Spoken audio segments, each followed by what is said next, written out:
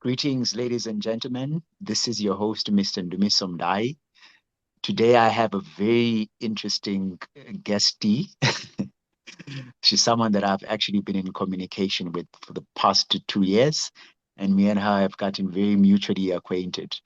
And in preparation to this, um, I was like, you know what? For me personally, this one does not really feel like an interview, but it actually feels more like a conversation. And my hope and prayer is that our audience can benefit from these gems that I believe that Casey B Dolan is going to be dropping for us today. And with that said, Casey, welcome to today's episode. Thank you so much, Ndumiso. Finally, it has been a long while. I think it might even be more than 2 years, to be honest, that we've been chatting, but I'm very excited to be on your podcast. Thank you so much. Same, yeah. Thanks a lot for joining us. And for our guests who are watching, let's just give you a brief introduction as to who Casey B Dolan actually is, right? Casey is a national phenomenon within the TV industry. She's worked as an actress, starring in hit shows like Confetti and also in international productions like Lost Boys, The Thirst, to completely reinventing a creative expression through the written word. Casey is an author of several books, and her journey is a masterclass of versatility and continuous self-evolution. As an author, he has written a memoir named An Appetite for Peace, and a gripping novel that is titled When the Bow Breaks has significantly proven that her storytelling reaches far beyond the camera lens. So in this conversation, we'll explore that particular evolution in front and also in behind the camera. So the mindset requires to navigate the high pressures of the entertainment industry and what it actually truly is to reinvent yourself and step into new arenas or spheres of influence. Welcome again, Casey. Thank you. That I'm starting to like myself even more as you speak. It's Oh man, good for my esteem. I'm just kidding. very, very happy to hear that. And speaking about self-esteem, where would you say you attained this self-esteem to actually become this global phenomenon that you have become? Oh, that's so sweet. Well, in Demiso, I think I was born with just a few more. I once saw somebody and they said, if I have a single match, I will light up a whole forest. And I think I was born with a few matches. I think it came very, very early. It wasn't something I really had to work on. I was immediately drawn to whatever camera was in space. If there was an audience, I was always trying to create something that would make them feel entertained or my mom used to arrive home. In those days, we had very limited television, but she would arrive home to a new character from whatever television show I had been watching. Star Trek. I shaved my eyebrows and made myself Wow. Dr. Spock and put white powder on, and she'd walk in and I'd be greetings. I'd sit in front of the mirror and learn how to cry just on cue. Just, you know, it's just an An odd child. amazing story. Um, and so And that's what I would what do. age And were from as you? young as I can remember, that was like from literally 2, 3, 4 years old, I was busy trying to perfect my performance. So it was always there. Thanks a lot for sharing that background. I've listened to a lot of your interviews on media outlets, and this is the first time I'm actually hearing this backdrop.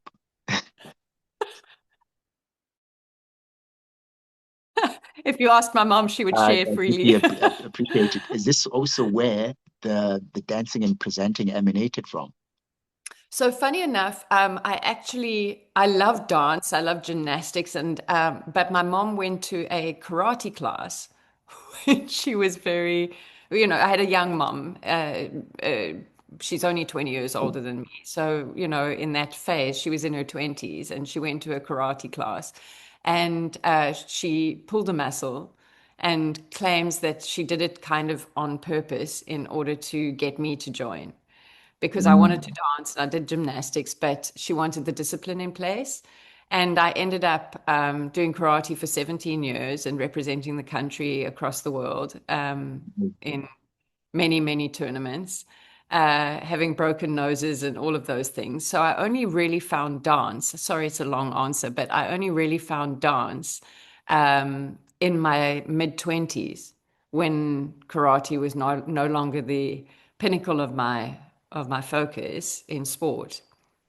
And I went to a hip hop class in London, and I was almost in tears because I couldn't do any of the moves, and I was so frustrated that I sat down in the front and just refused to dance completely. Uh, Um, and then I started dancing at some of the gyms. There were little dance classes, and within 6 months, I was teaching the class. I got to a place where I was wow, so fast learner. so on fire. I loved it so much. Well, I used to go out like most people went out clubbing to go and meet people or, you know, let off some steam. I used to go to a club to dance. I would just hop on a speaker and I would dance literally for 5, 6 hours at a time.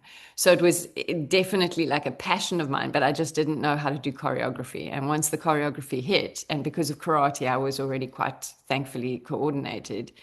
I then did my 12 level exam, and I now actually at the moment am teaching midlife ladies hip hop class where we do the most Wow. incredible, So incredible you stuff. still got those moves. I mean, how do you do Oh, it? the Because hips don't lie, baby. The hips don't lie. yeah, seemingly they don't. I mean, if you don't mind, but I think a lot of people who may have kind of like gathered the information from your Wikipedia page, they would know that you're in your 50s. And how is it that you're doing it, that you're still looking like you're still 25, 26, and you're still able to do these hip hop moves? And me, so after the What's the class, secret? during the class, it's still all the same. It's still all there. I think vibrantly inside. I don't think that you age according to your um, physical capability. I think you age according to what's going on inside of you. And Mm. obviously, I keep myself extremely exuberant. Yoga, meditation, walks in nature, and obviously dancing. Um, but I do have to say, if I'm honest, and I am dreadfully honest, is that perhaps for the few days after, it takes a little longer to get out of bed. So, you know, there is a little stiffness, etc., that kicks in. But I want to We all dance. better with that one. I'll be dancing. I'll be dancing into my grave. Hopefully, that's the Ah, idea. man. So which one then did you started doing, on a professional level? Now that you had these kind of skill sets that were being cultivated thanks to your mom, whom you have said that she has been a major contribution towards that, and she really encouraged you to look at yourself in the mirror and for you to practice, certain facial expressions and storylines and mimicking some of these characters that you watched, it's in Yeah, Star Trek. So yeah. which was the the the the first one that you figured that would first bloom? Was it dancing? Was it acting? Or was it Okay. presenting? Here's some more info that hasn't really been discussed, but I started out on stage in comedy. So Wow. I had funny bones, but not everybody thought so when you get up onto a stage for the first time. We didn't have much exposure. So if you think about it at the time, it was still apartheid. We were very, very boxed in terms of what we were exposed to. And so I didn't really understand stand-up comedy. I just knew I wanted to get in front of people and help make them feel better about life, like have a bit of a giggle and a laugh. And I Mm. ended up on stage with I remember scuba diving gear on, wild hair and telling jokes, and nobody understood it. I had, no one understood it except for Peter Ndoro was in the audience at one stage. Oh Peter, yeah. The, famous. the journalist. That's right. And he was the Yeah. only Mm. person laughing. I could hear him out of 500 people. He was literally the only person that was laughing. Wow. But it was so joyful just to make him laugh. I was fine. I carried on, and none of it really affected me too much. But I started out in comedy and then went on to doing stunt work, which obviously tied in with my physicality. I was able to do that. I didn't have Mm, any leg up into the industry, although I trained. I was at the National School of the Arts and I had trained. Um, I was not really in a space where anybody could show me the way. So I went into stunt work, and from stunt work, I started understanding the industry. So understanding what the scripts were like, who hired the actors, what producers did, understood the entire arena, and mm. then went to who I saw was the top agency for actors in the country. And I probably shouldn't say this. It was a different era, but I sat outside her house and stalked her for 6 hours, waiting for her to come out of her house, literally. And Oh, man. when she came down the driveway, I wouldn't try this now. You'll get yourself shot probably. But anyway, she came down the driveway and she had a cabriolet, this very nice car. I think it was an Audi cabriolet. And I stood in front of it and I stopped her and I said, "This is not a hijacking. I don't want your car. I want your attention." And I got her attention and I I'm just said, stalking you for an opportunity. "That's right." And I said, "You're not going to answer my calls." Like if I tried the conventional route because I was in the stunt industry, etc., I may not have gotten through the door, and I knew that. So Mm, um, they only take on two people a year, or it really limited. And she was mm. laughing so hard by the end of the end of the accosting that that she said, "Okay, you got yourself an interview." And I went, "Great." And I went in and I saw her, and from there they agented me and I got into the industry. But then I was also doing radio and I was doing comedy in radio. So I was doing what do you Voiceover? no, no, not yet. Can IFM? It was a Santon-based radio station, local station that went across the north of Johannesburg. Mm. And I did the same thing. I went in there and told them I was really funny, and he started laughing, and I said, "I told you so." You know, and I worked for nothing, and I went on, and I was doing all their comedy for the station. I was just putting on various voices. I remember there was one guy who was and he was from New York, and I used to I'd call in and I'd give like fake messages to I'd pretend to do like fake mob stuff on the radio, like the green dot flies sideways and winter, like I had a whole array of characters, and I used to phone in as all these weird people, and I did their crank calls. Um, and that then got me into the radio space and got me, I carried on, did Nando's Heatwave Radio was the anchor for that, and then went into 5FM. So it was kind of a multitude of things happening at the same time. Um, Mm. I went in Grassroots kind level. And where were you located during this particular of, okay, time? Were you in it's a Cape very Town good. or were you in Joburg? No, I was in Joburg. The thing is, with mom being single mom, very young, we moved a lot. So I lived in lots of different places. A lot of different places. So in Joburg, but I kind of know Joburg very broadly because if you drive anywhere, I'm like, "Oh yeah, I used to live over there." Or, "Yeah, I lived up the road there," or so, Mm. so we moved a lot. But I was Joburg based, and then I think I moved around in that kind of north area, probably to 12 different places in the north. So And how is the industry then, Casey, in comparison from that era as yeah. opposed to what we're actually witnessing right now? Oh, What would we're you in say were the stark differences? We have such stark differences for many different reasons. I mean, one is integration, which has been such a delight to be a part of. I was on Simonye, part of the complete turnaround on television. I remember going into my family spaces because I was on TV with Dixie and Toomey and doing all Mm. sorts of things. And it was the first time where white and black people had been seen together on screen. Like it was just Mm. not really a thing.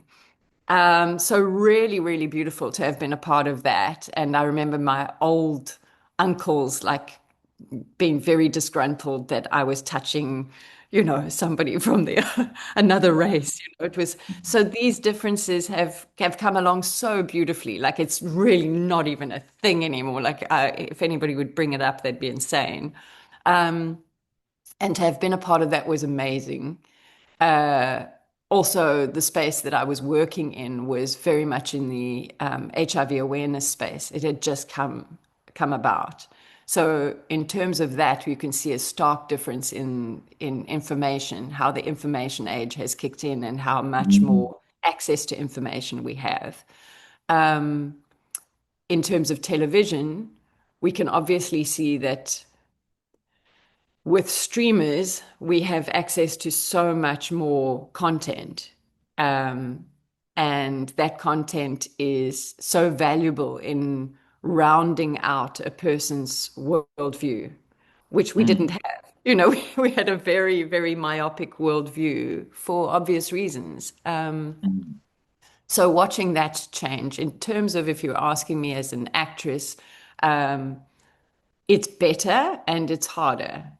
It's better in terms of the fact that we get so much more international production that you're able to be a part of. I think I've shot more than 100 commercials, and most of them have been international.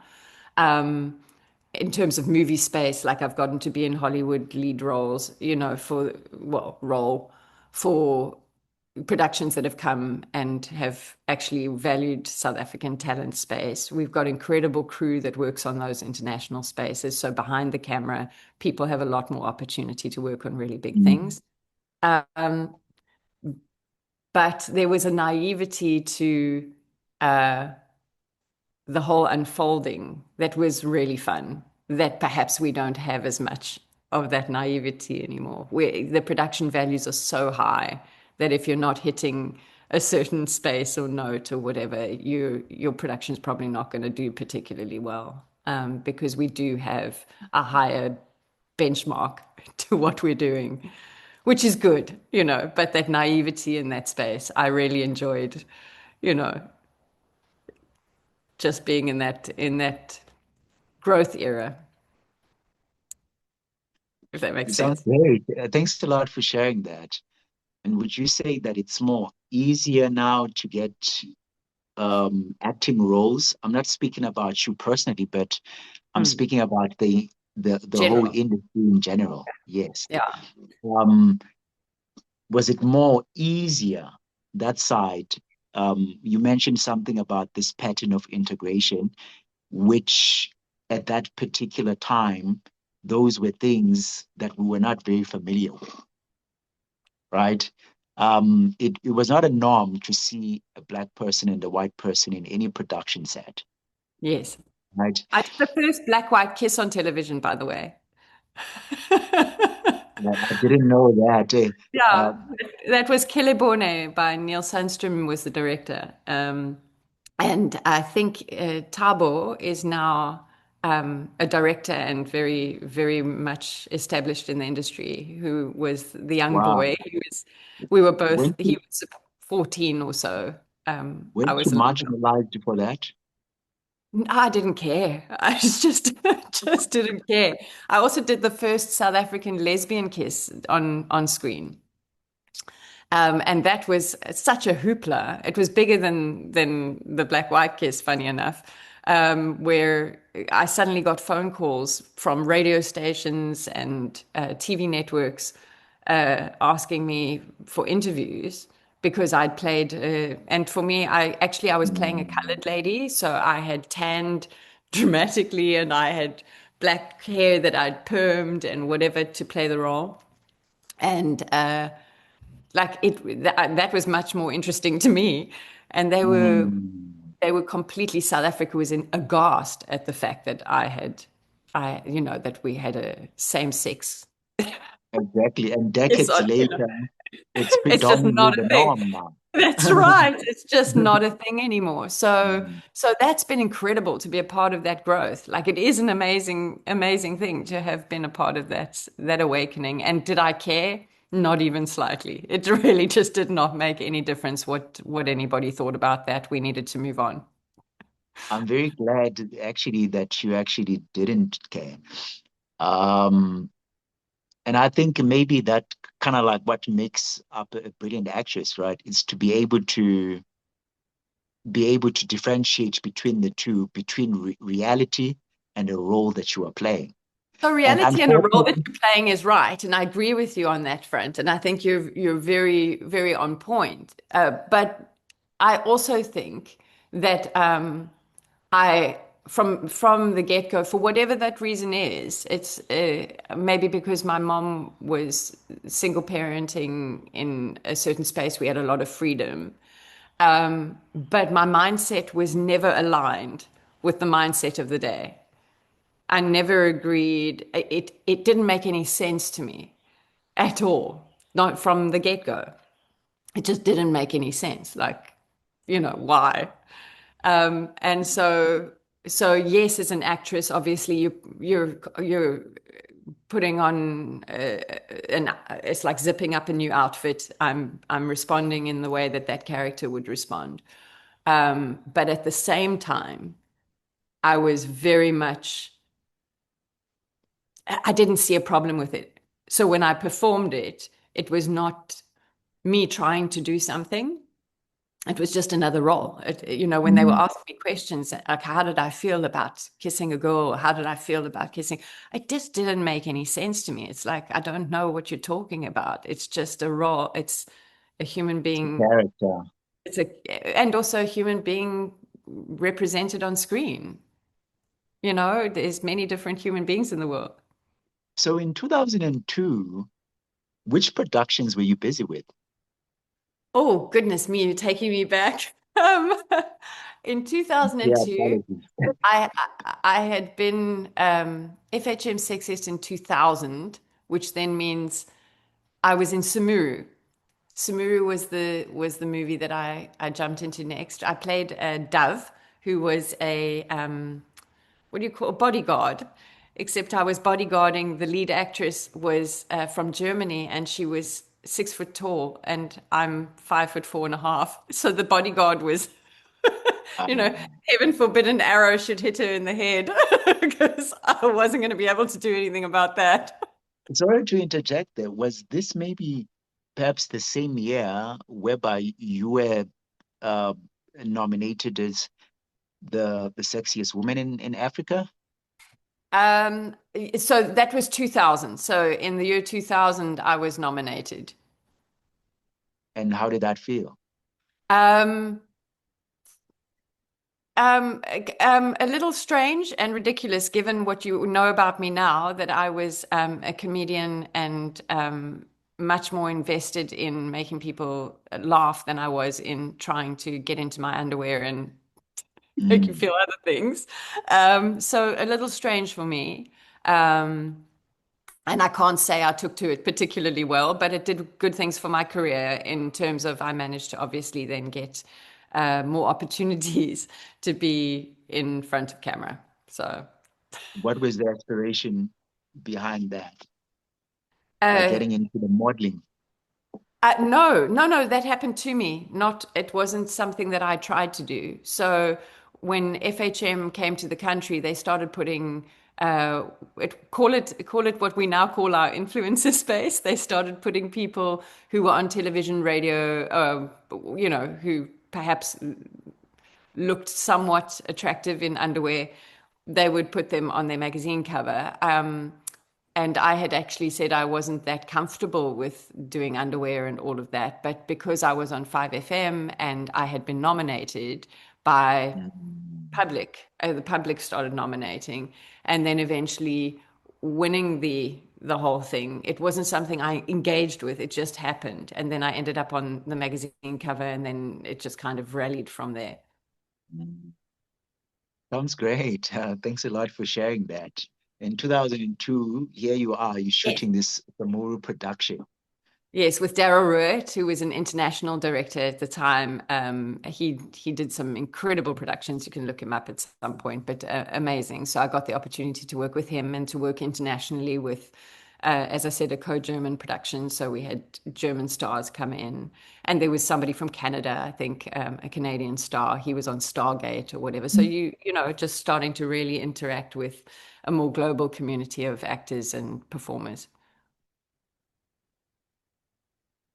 Thanks for sharing that. And how was the experience, considering that this one was like the first, I First, believe it like was kind the of first international film. film. Yeah. Um, Really amazing. I loved doing it. I loved the crew in particular. I loved working with the crew, mostly South African crew. So, yeah, and doing sci-fi. I also got to use my karate skills. I got to wield a big, huge spear thing and take an arrow to the chest. And spoiler alert, um, you know. So really fun. It was a wonderful experience. Thanks a lot. Thanks for sharing that. And then from there, you transitioned to No Man's Gold Oh. and Lost Boys 3. So Lost Boys, I'll jump No Man's Goal because it changed title at some point. Uh, but Lost Boys is very exciting because I'd actually arrived in Cape Town and my son was not even a year old, and I was parenting by myself. His dad was in Johannesburg and I was in Cape Town, and I got the phone call. I'd auditioned, cast, and recast, and for various roles, and tried to do whatever. Um, and then I got the call while I was putting my son to sleep. He was very difficult to get to sleep, and the phone was ringing and ringing and ringing, and I was getting so frustrated. And I eventually took the messages, and they were like, "You start shooting tomorrow. You've got the lead role. You start tomorrow." They'd had some mix up in the set and something with the actress they had brought in, and I ended up being the lead in this thing, but I had to start the next day. So it was a whirlwind of a journey on that set, and we shot for I think it was 6 or 7 weeks, with international stars coming in. Um, but I decided in order to get into that role, because I had long hair, etc., I chopped my hair really short so that I could get into the role instantly. Like I could change my character out of being a mom. I was playing much younger than I was at the time, so I wanted to be Mm. fresh and young. But I had um, there was no wardrobe for me. They had no, so we would on the fly. We were literally just rolling with it, like doing wardrobe, doing hair, learning my lines. It was all in American accent. It was for Warner Brothers, so all in American accent. Really just trying to roll with it as quickly as possible, but so much fun. Like what an opportunity. Okay, back. Great. And I believe that Scheme was one of your personal favorites, huh? What did you like about it? Okay, Scheme was incredible. Written by Tim Green, directed by Tim Green, and Zaire Goodman Byatt was the producer. They called me in. By then, my son was less than 2 years old. We went to shoot in Gerib, which is this little town 9 hours outside of Cape Town, so quite a trek. And I had to take my son with, and I was playing this delicious character of a bride who is getting married, who ends up schemers basically like a caper. They get locked in for 24 hours through the night, and somebody's got R1 million in cash. And then all the Mm. different places, all the people in the different places keep trying to steal the money. And I was one of the people stealing the money for a period of that time. But they couldn't get out overnight. You had to keep the money to try and get out the gate when the gate opened in the morning. And so it's Mm. hilarious. It was so much fun. All South African cast, really well written, really fun, really showcasing lots and lots of very interesting talent. And we stayed there for, almost a month, yeah, out in Gerib. So it was a really, really fun experience, close cast, really good movie. I really enjoyed doing that. Where was it shot? Gerib, which is here in South Africa. It's just 9 hours outside of Cape Town. I'm not gonna lie to you, I've never heard of it. No, and it's not I feel surprising. so Not I surprising feel that you so haven't. ignorant. I've never. But nonetheless, reflecting back on your grassroots level as an actor, voiceover artist, presenter, amongst other things, what would you say to people that are coming up that that actually want to join the industry, whether it's photographers, videographers, producers, directors, script writers, etc.? What would you say to them? I would say, well, firstly, if you're going to go into the creative arts at all, you have to develop a stomach for it because you're going to have feast or famine. You know, you're going to go from big job to no job to big job to no job to little job to, you've got to have a stomach that doesn't rely on consistency because uh, that's the way the industry is built. Unless you go into producing, and even then it is from job to job, but it may be a little bit more consistent. Behind the scenes work, a little bit more consistent, but we do have seasons, when things are really being shot, and that's usually where the dependent. Um, but I would say the biggest thing is that if there is nothing else you can think of to do that would make you happy, then do this. Do you know what I mean? Mm, Because it is really rough. It's really tough. It's so rewarding. It's so beautiful. Like I said to you from day one, my heart was set on entertainment as a career from day mm, one. There was literally no other thing that I could see myself comfortably having longevity in, and being a happy person. Like I really, it was just a drive that was within me from as young as I can remember. If it's something that you umming about, thinking about, you should probably explore other things because it's a tough career, particularly mm, in front of camera, or not even in front of camera, just literally being an influencer, etc. We know that public opinion is really tough. You can go through some really, really rough, if you're going to base your sense of self outside of yourself on other people's opinions, you're probably going to struggle. mm, That's at least on the exterior front. If you're going in front of camera or you want to be center or you want to go into the influencer space, you got to be ready for that. And I don't know how you get ready for it, but uh, there is definitely a skin that has to kind of get really thick because people do have opinions on you on every front. yeah, thanks a lot for that sound advice. I'm sure that our audience is going to find that one deeply encouraging.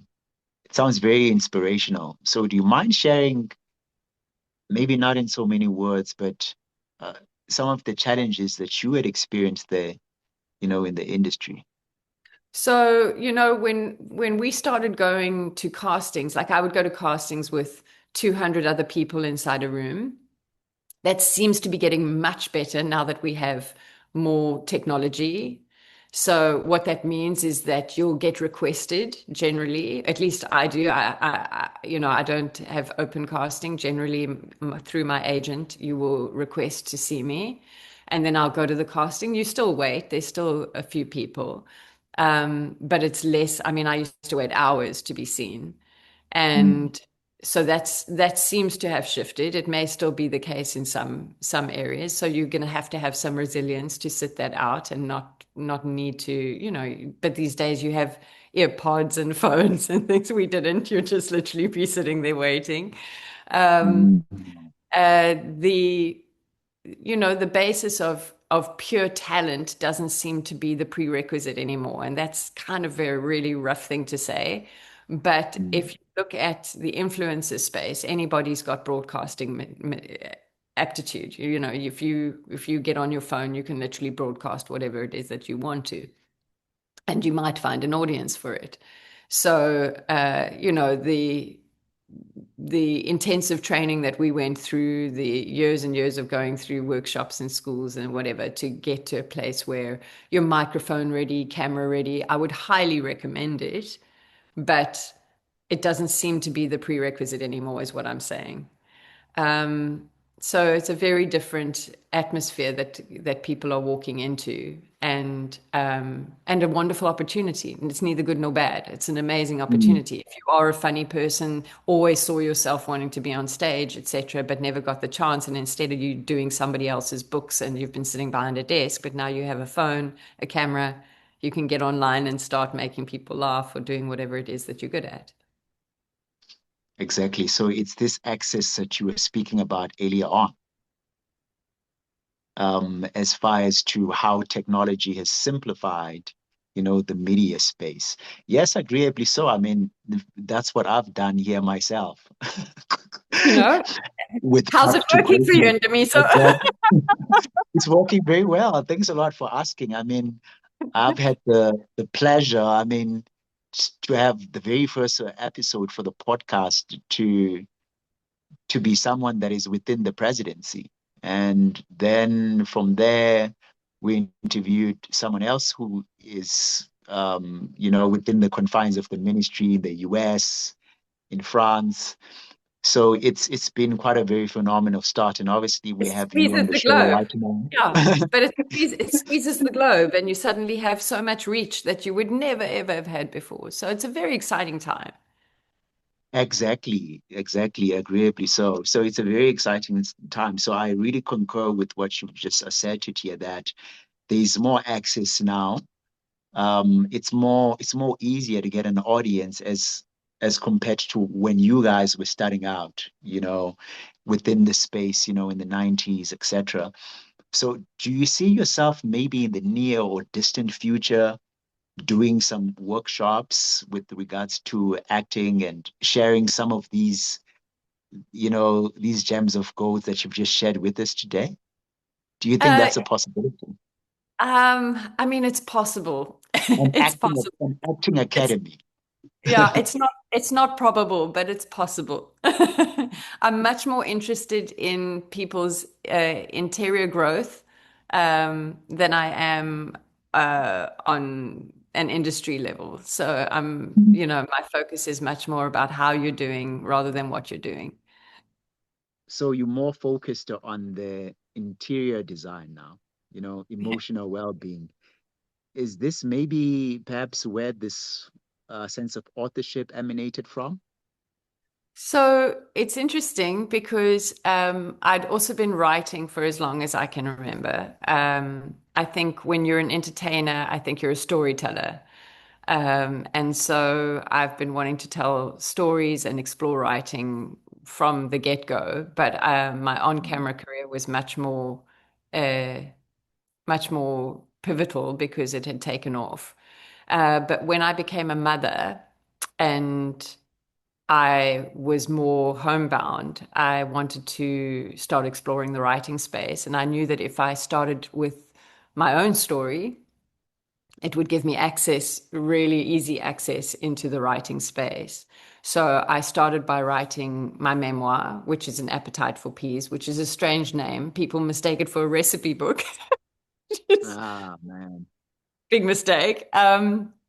It is basically, you know, how you have to develop an appetite for the things that you don't enjoy in order for life to kind of, that's life. If you don't develop an appetite for the things you don't love, you're going to have a very tricky life. So I didn't love peas as a child, and it's about developing an appetite for peas, developing the appetite for the things you don't enjoy.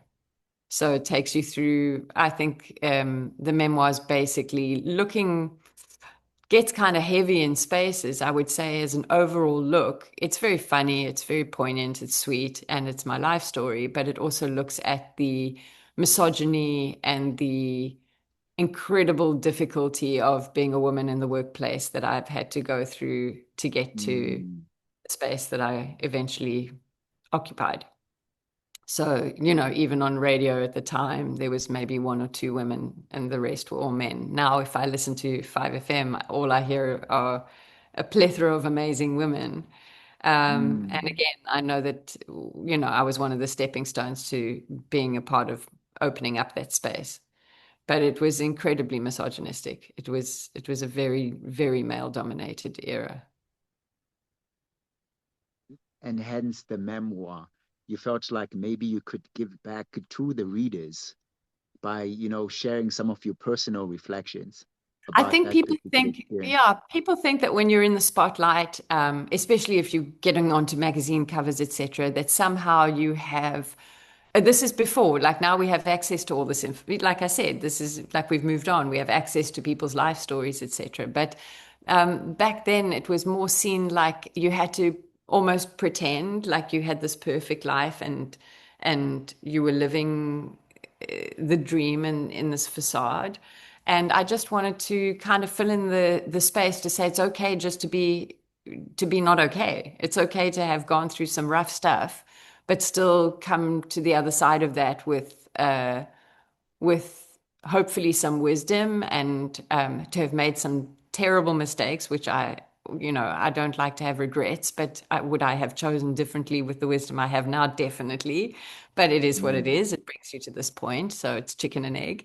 But it was definitely a place to really look um, at the South African space from a perspective of somebody who's seen to be living a perfect life. Does that make mm. sense? It makes a lot of sense. Thanks a lot for sharing that.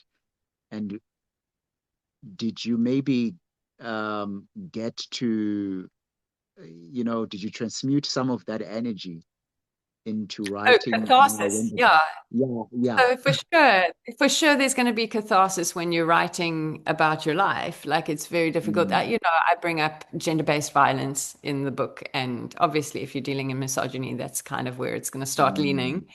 And there were some places that when I was writing it, I was quite shocked that that hadn't been digested. I would be writing and mm. tears would start falling, and I'd be like, "Wow, okay, that's not as done as I thought it was." But now it's literally like reading somebody else's. It's so removed, it's out of the system. So I think writing definitely helps with that, and definitely writing your life story, whether it's read by other people or not, is a very cathartic way of dealing with some of the trauma. And speaking about trauma, I actually read there in your website that you are doing several courses that relate to, nervous system reset, emotional regulation, etc. Would you mind sharing a little bit about that? I love that you've brought that up. So, over the last few years, I've been certifying myself into a coaching space for women in overwhelm, which, this definitely plays into the fact that there has been quite a journey to getting here, I think, and finding ways, means, and access to tools to be able to transmute that trauma, to be able to come to a place of balance and joy within oneself. So I took quite a journey, and I'm now a certified women's wellness and transitional life coach, where I help women, particularly women in overwhelm, so often through disease or illness, but also through divorce, career changes, uh, definitely hormonal changes, as we've now understood that perimenopause is a very real thing in the world. And women go through massive shifts in identity through their lifetimes. So this is an amazing podcast on that front because, as you can hear, there's been many identity shifts. Mm, And we were talking about that authorship space and the story writing because I did go on to write a few novels, and I'm now taking some of those novels and putting them into script format to see if I can start creating productions of my own, or at least getting into that space. So these are identity shifts that take place if you're moving, and I feel like everybody should. I think we came from an era where people were stuck with, what are these things called? Blinkers. They had blinkers on, like horses in races, where you mm. started out in a certain way and you stayed that way and then you got your gold watch or you got your retirement package or whatever. We're no longer in that space anymore. I think people reinvent themselves, and I think it's very important to reinvent yourself. Speaking Not, about reinventing yourself, Casey, in not so many words, because I believe we left with 2 minutes now. What oh, would you say? sorry. Okay. What would you say? to encourage our listeners as to how they can actually venture into their own individual path towards greatness? So I would say if you have a calling, a passion, something that you really feel you would love to share with the world, or just simply share, to use this incredible opportunity that's been given by technology, by collective consciousness growing, to be able to explore that with every bit of passion you possibly have, no matter what the cost, in terms of your time, your space, your energy. Give it all, and whatever the outcome is, at least you will have expressed it, and at least you will have done what your heart desired. Ah, awesome. Thank you. Such a blessed and gracious message. We really appreciate you for joining us on our platform, Casey. It's such a remarkable honor to interact with you. Even though we don't believe that this is the last time, we still have that part two that we actually have to do in person. I agree completely. Thank you, Ndumiso. You are so gracious and fantastic yourself, and thank you so much for finally making this happen. I so appreciate it. Now we appreciate you having on the show. Well, thanks a lot. We will definitely ensure that we drop all the links to the books and also to the website. The name of the website is titled Luminist. We'll drop it here also within the description and also in the comment section so that if you want to actually get in touch with Casey, whether it be accessing her books or her courses that she offers in person and also online, you can get in touch with her. And with that said, Thank you. Blessings to you. Thank you. namaste. Grace and peace to you. Thanks again. Thank you.